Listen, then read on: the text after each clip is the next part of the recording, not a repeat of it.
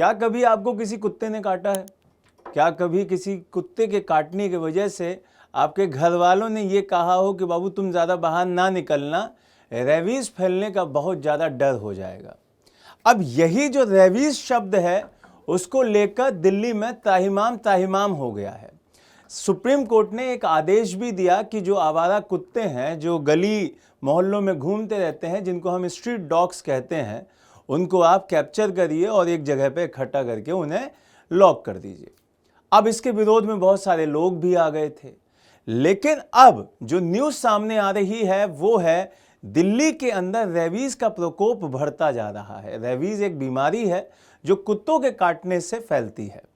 अब इसी के बारे में बात करेंगे कि सरकार ने क्या नए नियम बनाए हैं, क्या चीज़ वहाँ पे रखी गई है, क्या बदलाव किए गए हैं, तो उसको बढ़िया से जानेंगे। लेकिन आपको कमेंट बॉक्स में बताना है कि क्या कभी आपको किसी कुत्ते ने काटा है या किसी गली के कुत्ते ने आपको जम के दौड़ाया है। ठीक है, मेरा नाम वैभव कौशिक है और आप सभी जुड़ चुके हैं संस्कृति IAS के YouTube प्लेटफॉर्म पर। आज हमें जो टॉपिक पढ़ना है वो है दिल्ली में रेबीज़ अलर्ट के बारे में, क्योंकि चर्चा में एक बहुत इंपॉर्टेंट टॉपिक आया है। दिल्ली के अंदर रेबीज़ को अब नोटिफाइबल डिसीज घोषित कर दिया गया है। दिल्ली सरकार ने सार्वजनिक स्वास्थ्य को ध्यान में रखते हुए उस दिशा में एक बहुत बड़ा कदम उठाया है और ह्यूमन रेबीज़ को, इंसानों के अंदर जो रेबीज़ फैलता है, उसको एक शब्द दिया है नोटिफाइबल डिसीज। अब ये नोटिफाइबल डिसीज क्या होता है इसके बारे में भी बात करेंगे, उसके बारे में भी थोड़ा सा जिक्र करेंगे। यहां पर जो ये शब्द आपको दिखाई दे रहा है नोटिफाइबल डिसीज, इसका मीनिंग एक तरीके से आम भाषा में अगर मैं बताऊं कि अगर किसी को रेबीज हुआ है तो अब उसे कहां पर दस्तावेजों में वो नोटिफाइड कराना हो, ये एक आम भाषा में इसका मतलब हो जाता है। अगर मैं इसके प्रमुख बिंदुओं की बात करता हूं कि भाई प्रमुख बिंदु क्या हैं, तो इस पूरे फैसले के बाद दिल्ली के किसी भी हिस्से में रेबीज का संदिग्ध या कंफर्म केस मिलने पर उसकी तुरंत स्वास्थ्य विभाग को जानकारी देना अनिवार्य हो जाएगा। अगर आप उसकी जानकारी नहीं देते हैं तो ये फिर आप मान के चलिए कि आपके खिलाफ कार्रवाई की जा सकती है। इस फैसले का उद्देश्य क्या है ये भी जान लीजिए कि जो रेबीज के मामले बढ़ रहे हैं उनको मॉनिटरिंग करना और यहां पे मरीजों को उनके उपचार के लिए बढ़िया से क्या क्या उनके लिए इंपॉर्टेंट है वो सारी चीजें बता पाना। सरकार इस मामले में जो निजी अस्पताल हैं, जो सरकारी अस्पताल हैं, वहां पर भी डॉक्टरों की और जो दूसरी चीजें हैं उनकी की पूरी सूची तैयार कर रही है। उसके बारे में यहां पर बात की जा रही है। अगर मैं बात करूं कि वर्तमान में रेबीज का क्या मसला है, तो दिल्ली के अंदर 2025 में रेबीज के 49 और डॉग बाइट के 35,198 केसेस आए हैं। ये कुत्तों के काटने के केसेस हैं जो लिखवाए गए हैं। बहुत बार तो लिखवाए नहीं जाते, गली मोहल्ले के केस नहीं लिखवाए जाते। ये वो केसेस हैं जो बहुत ज्यादा पढ़े लिखे हैं, जो थोड़े से दिमाग में ये मान के चलते हैं कि भाई हमको लिखवाना है केस और हमको केस करना है उस आदमी पर जिसकी वजह से हमें ये निशान, ऐसा घाव मिला है। तो यहां पे रेबीज के 49 केसेस हैं और डॉग बाइट के 35,198 केसेस हैं, जबकि RTI के अनुसार पिछले 3 वर्षों में 18 मौत कंफर्म हो चुकी हैं। और ये सिर्फ रेबीज का मसला है। आपको यहां पे एक चित्र दिखाई दे रहा होगा जिसमें आपको वो जानवर दिखाए गए हैं जिनकी वजह से रेबीज फैलता है। विश्व स्वास्थ्य संगठन WHO के आंकड़ों के अनुसार भी भारत में हर साल रेबीज से लगभग 20,000 लोगों की जान जाती है। और ये WHO के आंकड़े हैं।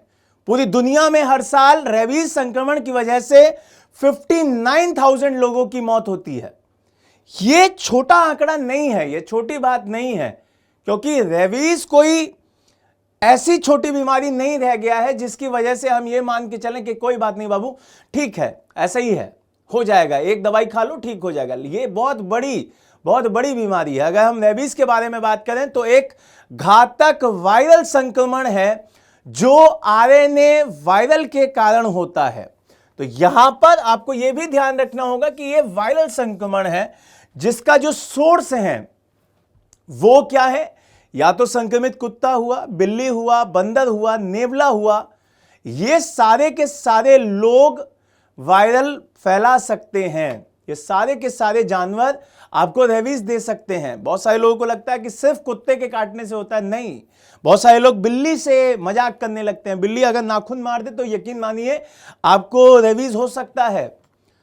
आपको अगर बंदर कोई नाखून मार के चला जाए तो मान के चलिएगा कि आपको हो सकता है, काट ले तो मसला खराब है। फिर नेवला, उसके भी वजह से आपको रेबीज होता है। या तो खरोच दे वो, या उनके दांतों की वजह से लार जो है वो आपके घाव के संपर्क में आ जाए या कुछ भी, तो आपको रेबीज होगा।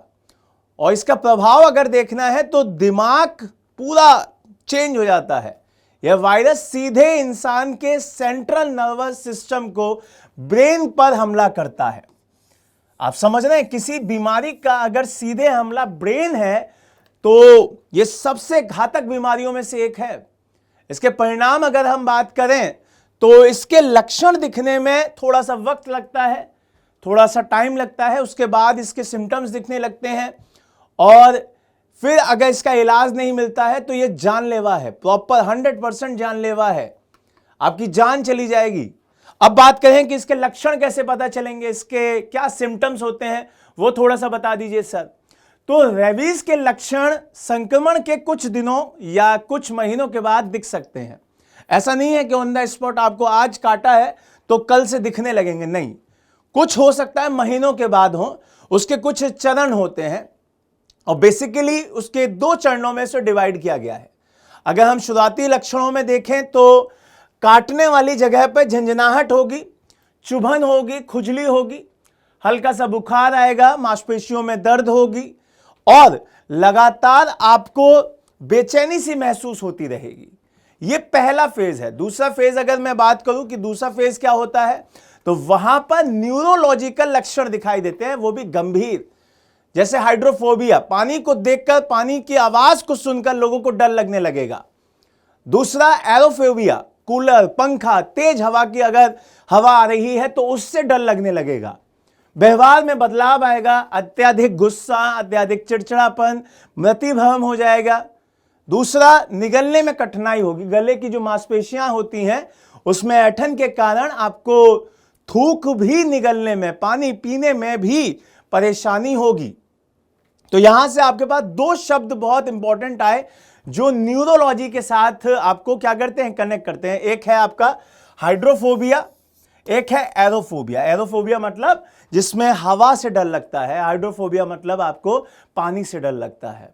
यहां से अगर मैं बात करूं आगे कि रेबीज से कैसे बचा जा सकता है, तो आपको क्लियर कर दिया जाए कि रेबीज का कोई पुख्ता इलाज नहीं है। कोई भी ऐसा इलाज नहीं है कि आप ये कहें कि अगर कुत्ते ने काट लिया, नेवले ने काट लिया, बिल्ली ने काट लिया, बंदर ने काट लिया और ये दवा ले लीजिए तो आप एकदम ठीक हो जाएंगे। तो अभी तक साइंस ने ये क्लियर दावा नहीं किया है कि वो पुख्ता इलाज है, लेकिन समय पर वैक्सीन लगवाने से इसे 100% रोका जा सकता है। जानवर के काटते ही अगर आप 15 मिनट के अंदर साबुन से उसे बढ़िया से धो लेते हैं, साफ कर लेते हैं और डॉक्टर से मिल लेते हैं, फिर टीकाकरण करवा लेते हैं, तो फिर आप उससे बढ़िया से बच सकते हैं। अब बात करते हैं थोड़ा सा लास्ट में नोटिफाइबल डिसीज के बारे में कि what do mean by notifiable disease.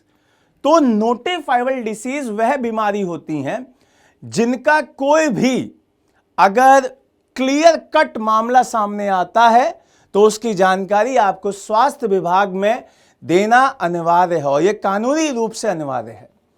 इसे घोषित करने के लिए कुछ मुख्य कारण होते हैं।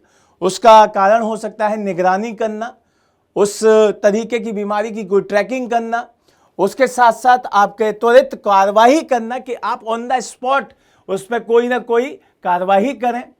इसके साथ साथ सटीक डाटा आपके पास इकट्ठा रहेगा, सरकार के पास डाटा रहेगा कि भाई इतने केसेस इस एरिया में हुए हैं। और लास्ट में महामारी से बचाव, ऐसा ना हो कि पूरे उस क्षेत्र में कई सारे कुत्ते कई सारे लोगों को काट लें, कई सारी बिल्लियां उस पर झपेट दें, तो उससे भी आपको बचाया जाए। तो ये सरकार आपके लिए कदम उठा रही है, तो आपको भी सरकार का सपोर्ट करना चाहिए। सुप्रीम कोर्ट ने कहा कि सारे कुत्तों को जो गली में घूमते हैं उनको ले आओ और यहां पे रख दो। लेकिन कुछ लोग, ठीक है, जानवरों से प्रेम करना जरूरी है, लेकिन इतना भी प्रेम मत कीजिए कि वो एक दिन आप ही के बच्चे को काट ले। तो अब मैं आप सभी के लिए एक क्वेश्चन छोड़ रहा हूं जो पढ़ाई से संबंधित है, लेकिन उससे पहले मैं एक नॉर्मल क्वेश्चन भी छोड़ चुका हूं जिसका आंसर आप एक आम आदमी के नाते तो जरूर दीजिएगा कि आप में से कितने लोगों को कुत्ते ने कभी काटा है या कभी भगाया है गली मोहल्लों में। उसका आंसर जरूर दीजिएगा। लेकिन अब अगर हम पढ़ाई के मामले में बात करें तो आपको आंसर देना है कि रेबीज वायरस मुख्य रूप से मानव शरीर में किस तंत्र को प्रभावित करता है, और यह मैंने आपको बता दिया है कि किस सिस्टम को इस बीमारी की वजह से इफेक्ट होता है, सबसे ज्यादा उस पर असर पड़ता है।